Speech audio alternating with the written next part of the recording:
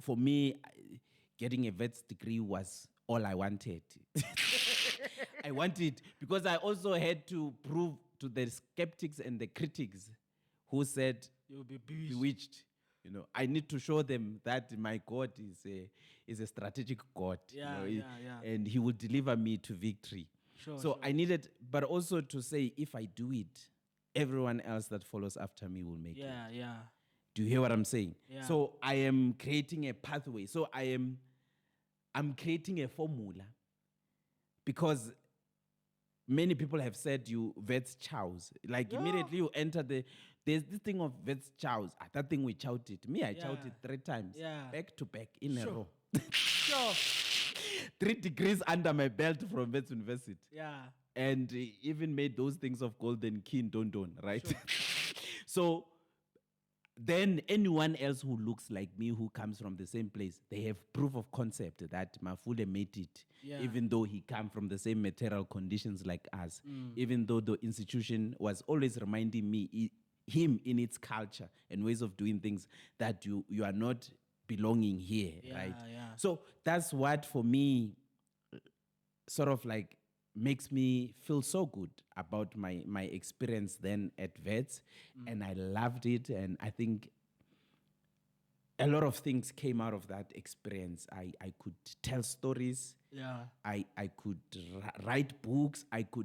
That experience even led to me and some of my friends from where I come from to start an organization, so that young people won't go through what I went through and what many other people across the spectrum of higher education, particularly from black communities and or poor working class conditions, experience in institutions of higher learning.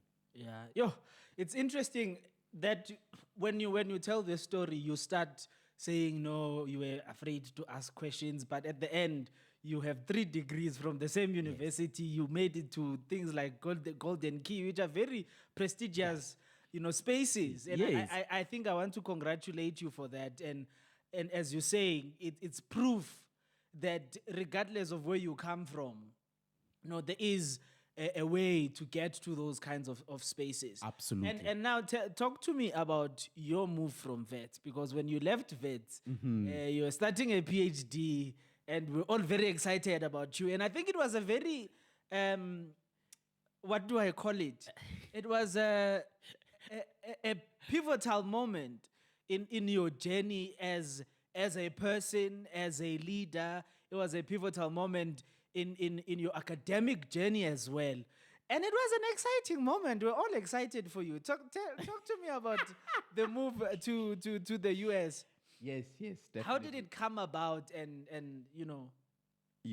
I think when I was accepted for a PhD in leadership communication at Kansas State University, that alone,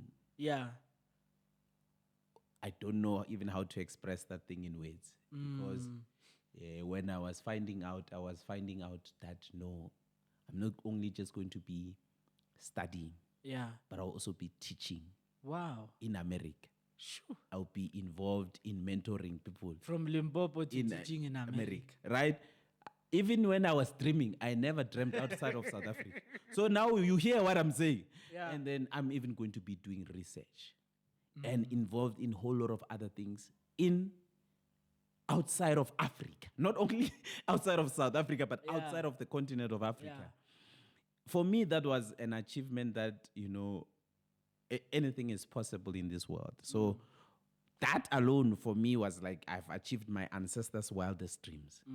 A black human being is going to teach people across the world, because they're at Kansas State University, where I started between 2019 and 2020, the teaching role. Sure. I taught between 2019 and 2020 before I experienced a mental breakdown. I was lecturing Introduction to Leadership Studies, Leadership 101 in a nutshell. So you've been into this thing of leadership. So my work in FBA catapulted me to teach about leadership across the world.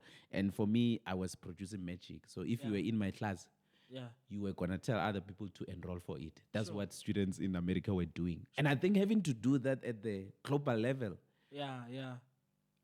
I wished it was like this. I wish people